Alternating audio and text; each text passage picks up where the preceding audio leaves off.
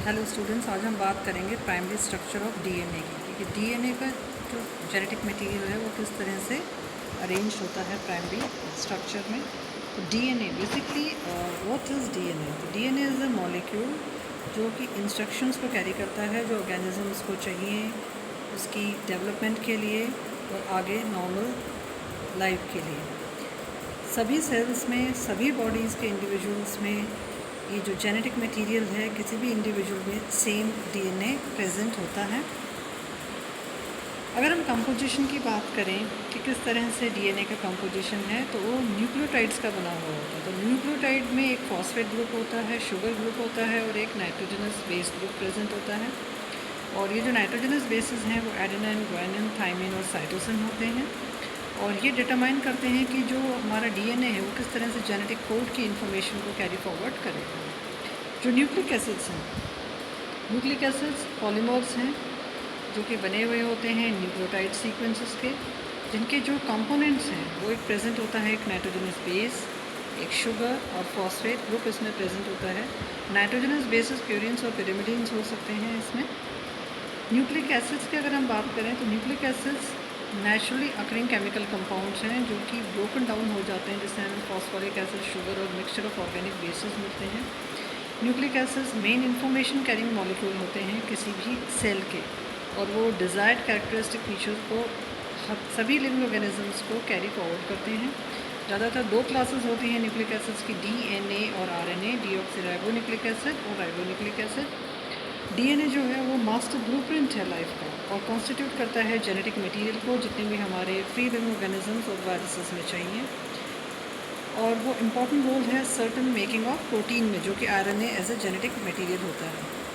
Nucleic acid जो कि polynucleotides हैं, लॉन्ग चेन लाइक मॉलिक्यूल्स हैं जिनमें आइडेंटिकल बिल्डिंग ब्लॉक्स होती हैं न्यूक्लियोटाइड्स की।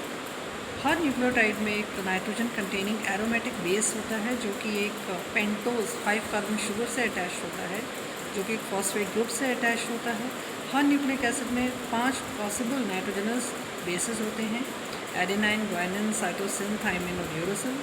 ए और जी को हम प्यूरिन कहते हैं, सी टी यू को हम कलेक्टिवली पिरिमिडिन्स कहते हैं। पेंटोज जो शुगर है डीएनए में 2 डीऑक्सीराइबोज है, जो कि शुगर जो आरएनए में होती है राइबोज से, उसमें दोनों में अंतर ये होता है कि इसमें एब्सेंस होता है हाइड्रोक्सिल ग्रुप सेकेंड कार्बन में। Without an attached phosphate group, जो शुगर जो अटैच है to one of the bases is known as a nucleoside. Phosphate group connect successive sugar residues, grouping करेगा, ब्रिजिंग करेगा 5' हाइड्रोक्सिल ग्रुप की on one sugar to the 3' hydroxyl group of the next sugar. अब जो deoxyribose जो sugar है उसका structure इस तरह से है कि पेंटोज शुगर है with 5 sugars, 4 out of 5 carbon atoms plus N oxygen atom. जो 5th जो कार्बन है वो आउटसाइड द ग्रुप होता है और CH2 ग्रुप को कंपोज करता है। डीऑक्सीराइबोज में खाली 2 हाइड्रोक्सिल ग्रुप्स प्रेजेंट होते हैं and these can form 2 deoxyribo nucleotides. वेरेज ribose जो होता है वो पेंटोज शुगर होता है, इसमें कि 5 कार्बन्स प्रेजेंट होते हैं, आइडेंटिकल होता है डीएनए में, लेकिन यहाँ पे हाइड्रोक्सिल ग्रुप होता है instead of A hydrogen on carbon 2। तो राइबोज जो है उसमें फ्री हाइड्रोक्सिल ग्रुप होगा on carbon 2 3n। The basis, जो नाइट्रोजनस जो बेसिस हैं डीएनए में और आरएनए में, वो प्यूरिन्स और पिरिमिडीन्स हैं।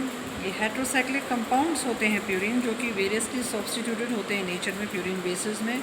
इनमें एडेनाइन एंड ग्वानिन आते हैं इंपॉर्टेंट। पिरिमिडिन में हेट्रोसाइक्लिक कंपाउंड होते हैं जैसे the basis of several important biochemical substances. ये स्ट्रक्चर है, केमिकल स्ट्रक्चर है प्यूरिन्स और पिरिमिडीन्स का। एडेनाइन 2 एरोमेटिक ग्रुप्स का है, ऐसे ही ग्वानिन जो है 2 एरोमेटिक रिंग्स का है। अगर हम यूरोसिल, साइटोसिन को देखें जो डीएनए में है, तो सिंगल एरोमेटिक स्ट्रक्चर्स के रूप में प्रेजेंट होते हैं। ये दोनों ही स्ट्रक्चर्स जो होते हैं इनमें हमें टॉटोमेरिज्म देखने को मिलता है, tautomeric forms of bases and some the possible tautomeric forms. तो यहाँ हम देख सकते हैं कि किस तरह से इनॉल और कीटो फॉर्म में ग्वानिन और थाइमीन यहाँ पे प्रेजेंट हैं।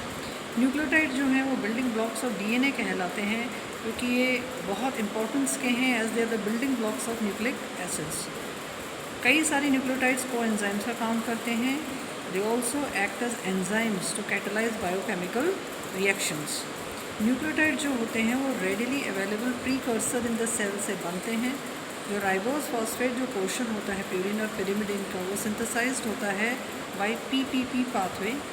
6 एटम पिरिमिडिन रिंग का सिंथेसिस फर्स्ट होता है और उसके बाद में अटैचमेंट होता है राइबोस फॉस्फेट से। 2 जो रिंग्स होते हैं प्यूरिन्स में, वो उनका सिंथेसिस पहले होगा और फिर वो अटैच होते हैं राइबोस फॉस्फेट से, जब असेंबली होगी एडेनाइन और ग्वानिन न्यूक्लियोसाइड्स की।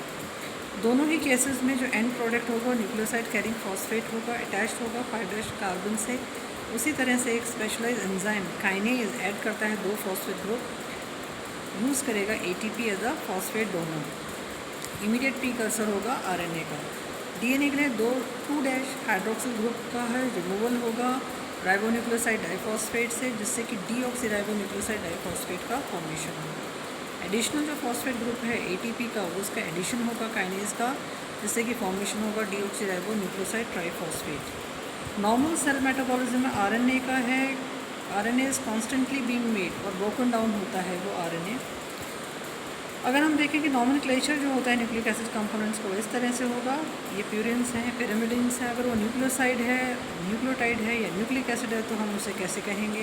प्यूरिन्स की बात करें तो एडेनाइन की अगर हम बात करें तो adenine, adenosine, deoxy adenosine is a nucleoside, whereas adenylate, deoxyadenylate is a nucleotide, nucleic acid is RNA. In case of second, अगर न्यूक्लियोसाइड डीऑक्सीएडेनोसाइन है तो न्यूक्लियोटाइड डीऑक्सीएडेनाइलेट है तो nucleic acid is DNA. Guanine की अगर हम बात करें तो ग्वानोसाइन है और ग्वानोलाइट है तो it is a RNA. Then guanine में अगर न्यूक्लियोसाइड इज डीऑक्सीग्वानोसिन और nucleotide is deoxyguanylate, then it is DNA. Similar is the case with pyrimidines, where you have nucleoside, nucleotide and the nucleic acids. Coming to the primary structure of the DNA, which is incorporated in your syllabus, the primary structure of DNA is referred to the phosphodiester bond backbone. जो nucleic acid में जो bond जो formation होगा वो 5वें phosphate group से, एक nucleotide से, तीसरे हाइड्रोक्सिल ग्रुप से जुड़ा होता है एडजेसेंट न्यूक्लियोटाइड का। सिंगल जो न्यूक्लिक एसिड जो स्ट्रैंड का जो फॉर्मेशन होता है वो फॉस्फोडाइस्टर बॉन्ड से होता है, 2 टर्मिनी से होता है with phosphate group with 3' hydroxyl group.